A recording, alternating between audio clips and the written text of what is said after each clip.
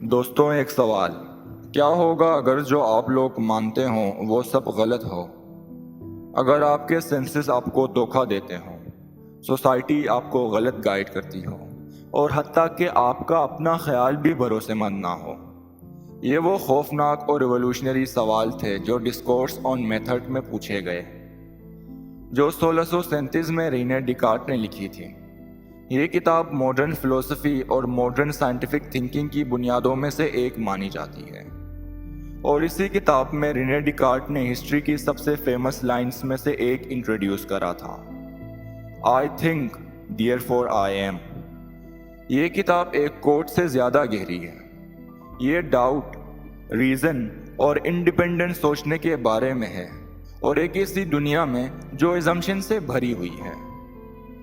आज हम इस किताब के आइडियाज़ को ब्रेक डाउन करेंगे और ये समझेंगे कि इस किताब से मॉडर्न फिलोसफी पे क्या असर पड़ा।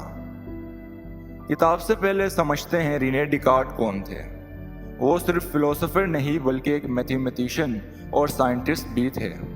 दरअसल एनालिटिकल ज्योमेट्री क्रिएट करने वाले वही थे, यानी वो सिस्टम जो अलजब्रा और जियोमेट्री को कनेक्ट करता है। इसलिए डिकार्ट स्ट्रांगली बिलीव करते थे कि ट्रुथ को लॉजिक और प्रिसीजन के ज़रिए अप्रोच करना चाहिए, जैसे हम अप्रोच करते हैं मैथमेटिक्स को। उस वक्त यूरोप रिलीजियस कॉन्फ्लिक्ट और इंटेलेक्चुअल कन्फ्यूजन से भरा हुआ था। लोग ट्रेडिशन और अथॉरिटी पर अंधा भरोसा करते थे, लेकिन डिकार्ट कुछ डिफरेंट चाहते थे। वो सर्टेनिटी चाहते थे, एक ऐसा मेथड जो इंसान को बिना ब्लाइंड ट्रस्ट किए ट्रुथ तक पहुंचने में मदद दे। और डिस्कोर्स ऑन मेथड असल में उसी चीज़ को बिल्ड करने की कोशिश थी। इस किताब का सेंट्रल आइडिया सरप्राइजिंगली सिंपल है कि ट्रुथ ढूंढने के लिए सबसे पहले हमें हर एक चीज़ पर डाउट करना होगा और फिर नॉलेज को ज़ीरो से डेवलप करना होगा। इस प्रोसेस को मेथडिकल डाउट कहा जाता है। इस प्रोसेस का सबसे फेमस रिजल्ट ये लाइन है, कोगितो आर्गो सम।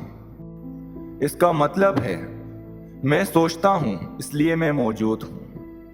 डिकार्ट को रियलाइज होता है अगर सब कुछ भी झूठ हो सकता है, तब भी एक चीज़ ज़रूर सच है कि अगर वो डाउट और थिंक कर सकता है तो वो ज़रूर एग्जिस्ट करता है। ये उसकी पहली सर्टेन ट्रुथ बन जाती है और सारे नॉलेज की फाउंडेशन भी। अगर सच कहें तो इस तसव्वुर ने फ़लसफ़े को हमेशा के लिए बदल दिया, क्योंकि डिकार्ट ट्रेडिशन या रिलीजन से स्टार्ट नहीं करते बल्कि वो इंसानी जहन से स्टार्ट करते हैं।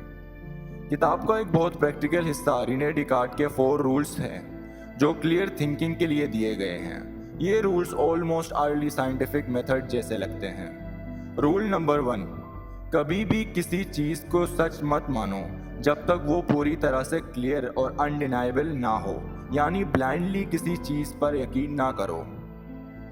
रूल नंबर 2, मुश्किल प्रॉब्लम्स को छोटे छोटे पार्ट्स में डिवाइड करो, क्योंकि कॉम्प्लेक्स प्रॉब्लम पीसेस में आसान हो जाती हैं। रूल नंबर 3, सिंपल आइडियाज़ से स्टार्ट करो और फिर धीरे धीरे कॉम्प्लेक्स आइडियाज़ की तरफ जाओ, बिल्कुल मैथ सीखने की तरह। रूल नंबर 4, हर चीज़ को केयरफुली रिव्यू करो ताकि कुछ भी मिस ना हो। डिकार्ट का मानना था कि इन रूल को फॉलो करके कन्फ्यूजन से बचा जा सकता है और लोग रैशनली सोच सकते हैं। इस किताब की इतनी इन्फ्लुएंशियल होने की वजह यह भी है कि इसने फ़िलोसफी का फोकस ही बदल दिया। इससे पहले बहुत से थिंकर्स एंशिएंट अथॉरिटीज़ जैसे एरिस्टोटल पर हेविली डिपेंड करते थे, लेकिन डिकार्ट ने लोगों को इंडिपेंडेंट सोचने का इनकरेज किया, एजम्पशंस को क्वेश्चन करने और ब्लाइंड एक्सेप्टेंस की जगह रीज़न को यूज़ करने का कहा।